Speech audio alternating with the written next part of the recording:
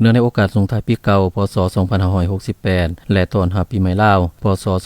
2569แผนกวัฒนธรรมและการท่องเที่ยวแขวงสารวัตรร่วมกับผู้ประกอบการพัฒนาแหล่งท่องเที่ยวนำตกตาลอกได้จัดพิธีบาสีสู่ขวัญในวันที่11เมษายน2016นี้อยู่ที่แหล่งท่องเที่ยวตาลอกและได้สัมผัสกับธรรมชาติที่สวยสดงดงามโดยการเข้าร่วมของท่านโพสีแก้วศรีบรรดรรองประธานคณะกรรมการปกครองแขวงสารวัตรท่านนางสุนไทยสัญญแสงหัวหน้าแผนกวัฒนธรรมและการท่องเที่ยวแขวงท่านนางสอนธิดาอุณาพรมผู้อำนวยการบริษัทพัฒนาแหล่งท่องเที่ยวนำตกตาลอมีบรรดาทานการนำของแขวงอดีตการนำของแขวงการนำเมืองสารวัตรเหล่างามครอบครัวการนำภาคส่วนธุรกิจผู้ประกอบการองค์การจัดตั้งบ้านพ่อแม่ประชาชนแขกถึกเชิญพร้อมด้วยพนักงานราชการเข้าร่วมอย่างคึกคืนเบิกบานมวลซื่น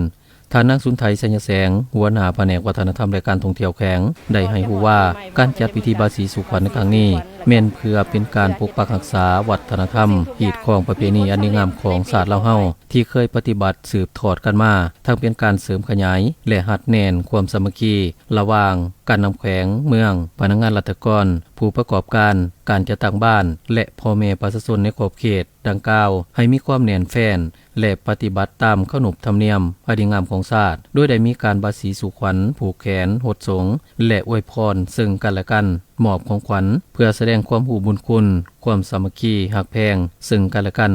สถานที่ตาลอกของพวกเฮาเป็นอีกจุดหนึ่งที่มีความสำคัญทางด้านการท่องเที่ยวสนานปีนี้ก็เป็นปีที่เฮาสูบดีที่สุดทางเบื้องแผนกวัฒนธรรมและการท่องเที่ยวก็คือแขวงสารวัตรของพวกเฮาได้ให้โอกาสได้รับรางวัลมาตรฐานเกี่ยวกับการจัดงานอยู่สถานที่ท่องเที่ยวระดับอาเซียนที่ประเทศฟิลิปปินส์ก็ได้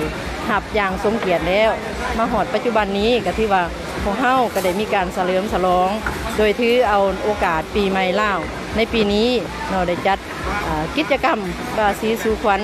ให้คณะนำขันแขวงขันเมืองใน2เมืองเหล่างามแล้วก็เมืองสารวัตรและก็3บ้านอยู่ในคงเขตนี่พร้อมด้วยผู้ประกอบการที่อยู่ในคงเขตตาลอกของพวกเฮานี้ก็ถือว่า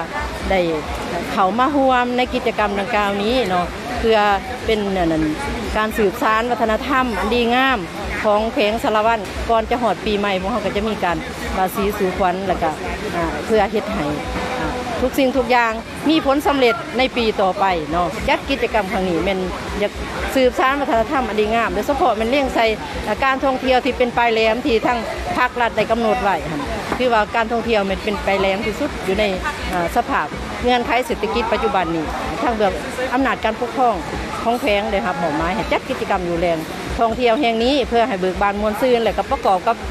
นักธุรกิจเนาะฉะนั้นข้าพเจ้าก็ขอแสดงความขอบใจนำการนำภาครัฐขั้นสูงที่ได้ให้โอกาสและก็เข้าร่วมกิจกรรมของพวกเฮาในครั้งนี้เนาะทั้ง2เมืองและก็3บาทที่และผู้ประกอบการอยู่ในกิจกรรมของแหล่งท่องเที่ยวแห่งนี้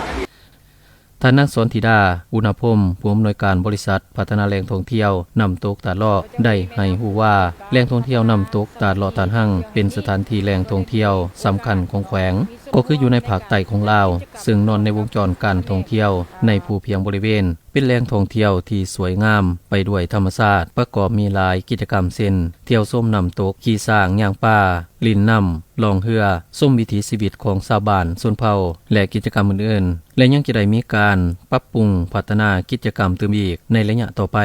ข้าพเจ้าเองในนามผู้ประกอบการพัฒนาสถานที่ท่องเที่ยวแห่งนี้ก็ได้มีโอกาสเนาะมีส่วนร่วมในการจัดกิจกรรมร่วมกับแผนกวัฒนธรรมและท่องเที่ยว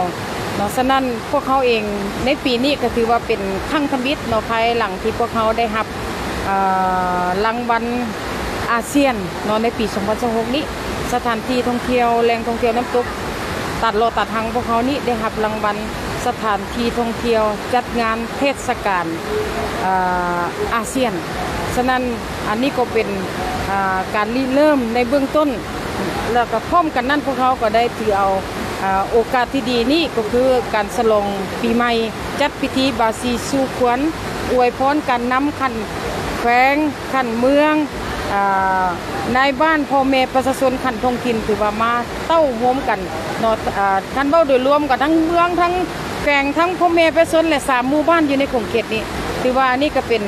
บาท91เป็นนอแหนงหนึ่งในการริเริ่มและข้าพเจ้าคิดว่าในปีต่อไปเนาะพวกเขาจะจัดกิจกรรมให้เป็นเอิ้นว่าอยู่ในปฏิทินการท่องเที่ยวเนาะยังมีกิจกรรมพวกเขาจะริเริ่มในการนำเสนอในปีต่อไปก็คือนอกจากการผูกคอต่อแขนแล้วก็สิได้เฮ็ดทันบรรดาท่านที่มาท่องเที่ยวแข่งสารวันมาน้ำตกตัดรอตัดทางพวกเขาก็จะได้เห็นศิลปะการเป่าแคนเพราะว่าอยู่สารวันเฮานี่ถือว่ามีสาวหนุ่มน้อยนักศึกษาเนาะเป่าแคนเนี่ยโอ้ม่วนหลายเนาะถือว่าอันนี้ก็เป็นมูลเสื้อเป็นมรดกของชาติแล้วก็คือแข่งสารวันพวกเขานี่ถือว่าเอกอ้างนอกจากนั้นก็ยังมีหลากหลายรวมทั้งพ่อแม่ประชาชนที่ตำเฮ็ดเกี่ยวกับหัตถกรรมจักสานปลูกฝังอื่นๆก็ถือว่าสิเฮ็ดให้มีกิจกรรมเป็นตลาดในปีต่อไปเนาะปีนี้ถือว่าพวกเขาได้เริ่มปลูกคอต่อแขนอวยพรให้กับการนำกับพ่อแม่ประชาชนแล้วปีต่อไปถือว่าเฮ็ดเป็นกิจกรรมแล้วก็ก้าวไปถึงพวกเขาจะสืบต่อให้เป็นอยู่ในปฏิทินการท่องเที่ยวของแขวงสารวันสืบต่อไปในโอกาสดังกล่าวท่านนางศูนย์ไทยสัญญแสงก็ได้กล่าวคำอวยพรไส้ในโอกาสเฉลิมฉลองสงท้ายปีเก่าและต้อนรับปีใหม่พศ2569เพื่อเป็นสิริมงคลให้แก่งานขออวยพรไส้อันประเสริฐมายังการนำภาครัฐพนักงานราชการทหารตำรวจประชาชนลาวบรรดาเผ่าจงมีแต่ความผาสุกความเจริญรุ่งเรืองมีสุขภาพแข็งแรงมีพลังกายพลังใจที่เข้มแข็งและประสบผลสำเร็จในหน้าที่เวียกงานทุกประการจงร่วมแรงร่วมใจกันเสริมขยายมูลเสืออันดีงามรักษาขีดครองประเพณีวัฒนธรรมที่เป็นเอกลักษณ์ของชาติให้ยืนยงตลอดไปและพร้อมกันเฉลิมฉลองบุญปีใหม่ลาวด้วยบรรยากาศคึกคืนเบิกบานมนต์ชื่นประหยัดและมีความปลอดภัยเอาใจใส่ในการสัญจรไปมาเพื่อเฮ็ดให้การเฉลิมฉลองบุญปีใหม่ลาวปีนี้เป็นบุญแห่งความสามัคคีความอบอุ่นและเต็มไปด้วยความหมายความสำคัญ